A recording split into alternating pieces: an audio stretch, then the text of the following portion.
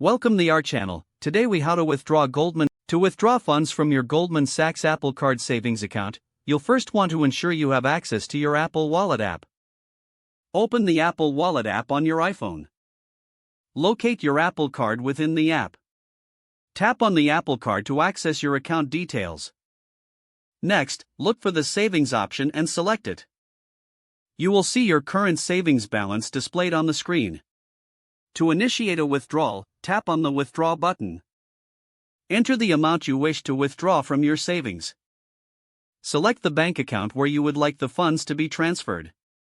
Review the withdrawal details to ensure accuracy.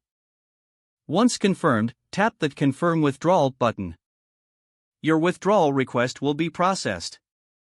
You should receive a confirmation message regarding your transaction. Depending on your bank, funds may take 1 to 3 business days to appear in your account. Be sure to check your bank account to confirm that the funds have been successfully transferred. If you encounter any issues, contact customer support for assistance. That concludes the withdrawal process for your Goldman Sachs Apple Card. If the page does not load, refresh the browser or try again in a private or incognito window.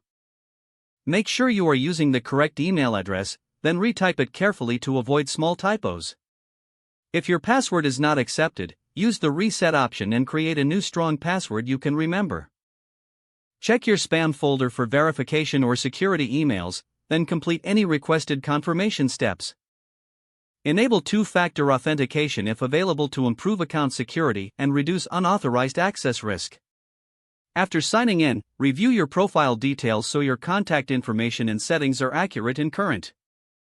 If you see an error message, note it down and try again after restarting your device and internet connection. Log out when you finish, especially on shared devices, to keep your account and payment information secure. If the page does not load, refresh the browser or try again in a private or incognito window. Make sure you are using the correct email address, then retype it carefully to avoid small typos. If your password is not accepted, use the reset option and create a new strong password you can remember. Don't forget to like this video and subscribe to our channel for more step-by-step tech guides.